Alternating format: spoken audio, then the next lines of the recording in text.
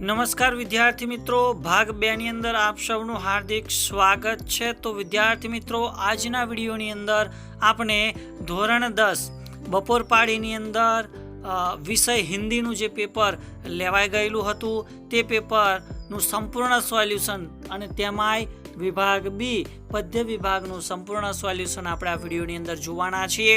તો આ વિડીયો તમને અવશ્ય ગમશે।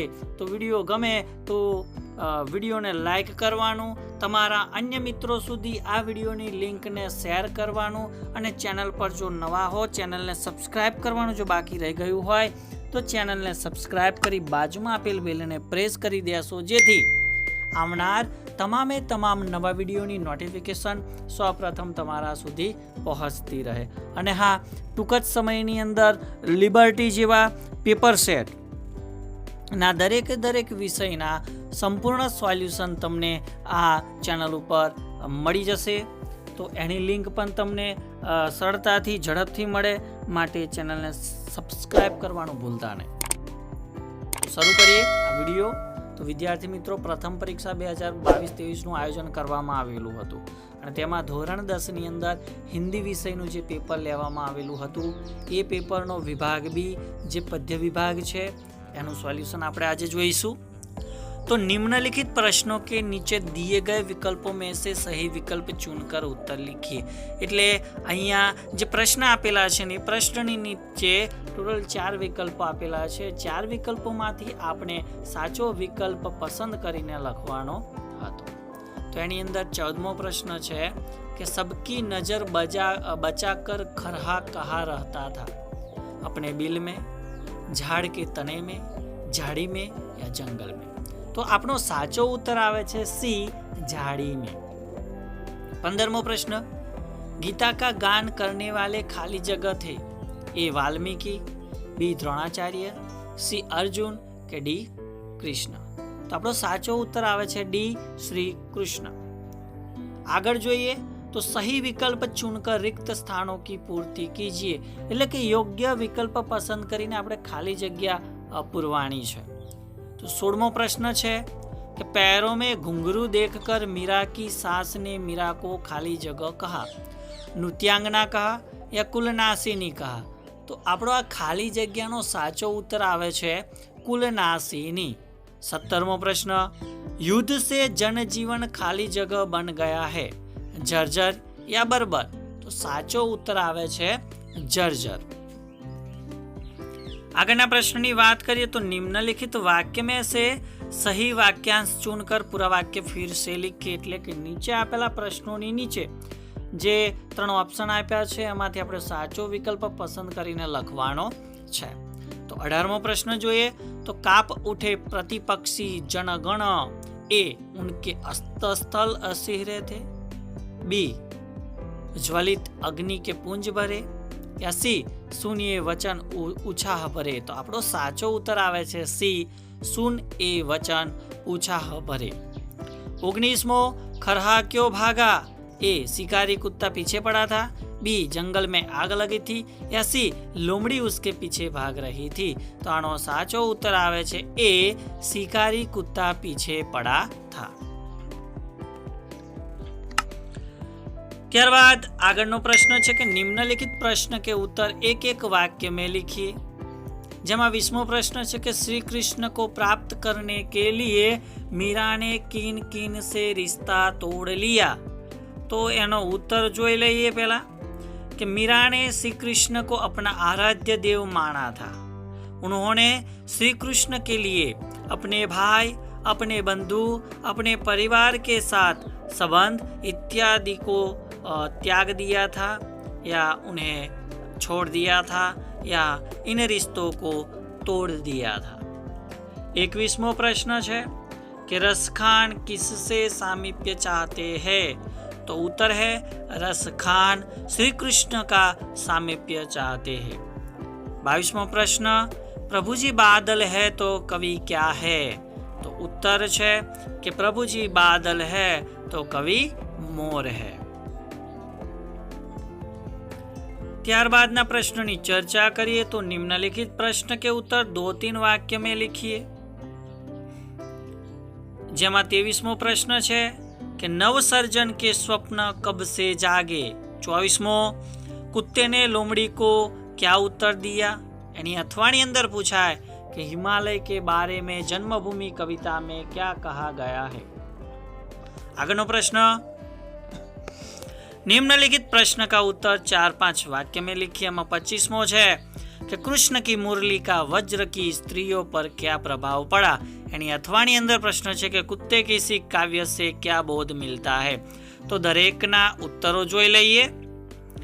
तो 23मो प्रश्न के नवसर्जन के स्वप्न कब से जागे। तो उत्तर जोइए। तो जिस दिन हमारे मन में देश के नवसर्जन की कल्पनाएं उठी, तब देश और काल के दो विमल वितान बने। नवसर्जन के स्वप्न तब से जागे जब आकाश में तारे छिटके और सूरज तारे अस्तित्व में आए। 24वां प्रश्न की चर्चा करिए। तो कुत्ते ने लोमड़ी को क्या उत्तर दिया। तो कुत्ते और खरहे की दौड़ को देखने वाली लोमड़ी ने जब कहा कि इतने मोटे ताजे हो फिर भी थक जाते हो और वन के जीव जंतु को पकड़ नहीं पाते, तब कुत्ते ने कहा मैं तो दौड़ रहा था एक दिन का भोजन पाने के लिए और खरहा दौड़ रहा था अपनी जान बचाने के लिए, इसलिए उसे पकड़ नहीं पाया। 24वां प्रश्न, हिमालय के बारे में जन्मभूमि कविता में क्या कहा गया है। तो उत्तर जोइए। तो दुनिया का सबसे ऊंचा पर्वत भारत का गौरव है। इस कविता में उसे भारत का गौरवशाली बाल बताया गया है। 25वां प्रश्न कि कृष्ण की मुरली का वज्र की स्त्रियों पर क्या प्रभाव पड़ा। तो आना कवि रसखान छे અને એનો પ્રકાર સવૈયા છે। तो प्रस्तुत काव्य में कवि रसखान का भगवान श्री कृष्ण एवं उनसे जुड़ी वस्तुओं के प्रति बड़ा गहरा लगाव देखने को मिलता है। श्री कृष्ण की मुरली की ध्वनि मादक और मधुर है। वज्र की गोपियां कृष्ण की मुरली की मनमोहक तान की दीवानी थी। वज्र की गोपियां कृष्ण की मुरली की मनमोहक तान की दीवानी थी। मुरली की तान ने सभी गोपियों को रिझा लिया था। मुरली की धुन ने वज्र की स्त्रियों को ऐसे मोह लिया था कि श्री कृष्ण उनके हृदय में बस गए थे। हालत ऐसी हो गई थी कि कोई किसी की परवाह ही नहीं करता था। वे लोग मुरली की धुन के कारण मुग्ध हो गए थे। आगळनो प्रश्न जोइए कि कुत्ते की सीख काव्य से क्या बोध मिलता है। तो आना जे कवि छे ए रामधारी सिंह दिनकर अने एनो प्रकार कथा काव्य छे। तो रामधारी सिंह दिनकर कुत्ता और खरहा की कहानी द्वारा हमें यह बताना चाहते हैं कि जीव छोटा हो या बड़ा, ताकतवर हो या कमजोर, जब अपने प्राणों पर आ जाते हैं तब उनमें विशेष शक्ति आ जाती है। ईश्वर ने ऐसी शक्ति सबको दी है। जिस तरह छोटा सा खरहा शिकारी कुत्ते से अपने प्राण बचाता है, उसी तरह संकट के समय शक्ति लगाकर अपने प्राण हमें भी बचाने चाहिए। आगळना प्रश्ननी चर्चा करिए। तो निम्नलिखित पंक्तियों का आशय स्पष्ट कीजिए। 26वां कि गरज उठे 42 कोटि जन, सुनिए वचन ऊंचा भरे, काप उठे प्रतिपक्षी जनगण, उनके अंत स्थल सिहरे। अथवानी अंदर प्रश्नों की चर्चा करिए। तो आज नए युग के नयनों से ज्वलित अग्नि के पुंज भरे ने अथवानी अंदर जड़ता बनी चेतना सरसी। तो आ दरेक प्रश्नों की चर्चा करिए उत्तरों की पण कि गरज उठे 42 कोटि जन, त्याथी हिंदुस्तान हमारा है। तो प्रस्तुत पंक्तियों में कवि ने भारत के लोगों के उत्साह को व्यक्त किया है। स्वतंत्रता की लहर से भारत के नवनिर्माण के लिए कवि ने आह्वान किया है। भारत के लोगों की स्वर धारा ही उतनी बुलंद है कि कोई भी दुश्मन उसका सामना करने की हिम्मत नहीं कर सकता। भारत देश आदि अनादि काल से हमारा जन्म स्थान है। भारत में रहने वाले 42 करोड़ लोगों को भारत पर गर्व है। उनके उत्साह भरे वचनों को सुनकर दुश्मन कांप उठते हैं।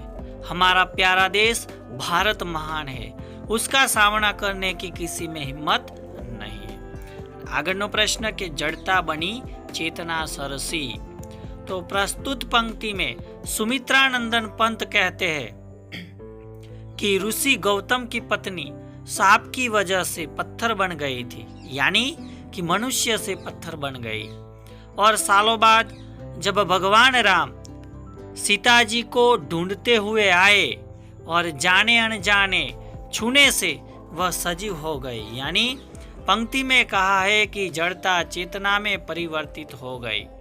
तो विद्यार्थी मित्रों, आ हतुं प्रथम परीक्षा 2022-23 ની અંદર ધોરણ 10 બપોર પાડીનું હિન્દી વિષયનું પેપર અને એમાંય વિભાગ બી નું સંપૂર્ણ સોલ્યુશન આપણે જોઈ ગયા। તો આ વિડીયો તમને અવશ્ય ગમ્યો હશે। તો વિડીયો ગમ્યો હોય તો વિડીયોને લાઈક કરજો અને તમારા અન્ય મિત્રો સુધી આ વિડીયોની લિંક ઝડપથી પહોંચાડવાનું ભૂલતા નહીં અને આપની આ યુટ્યુબ ચેનલને સબસ્ક્રાઇબ કરવાનું પણ બિલકુલ ભૂલતા નહીં। હવે વિભાગ સી વિભાગ ડીના પ્રશ્નોનું સંપૂર્ણ સોલ્યુશન આવતા વિડીયોની અંદર લઈને આવીશું। ત્યાં સુધી જય હિન્દ, જય ભારત।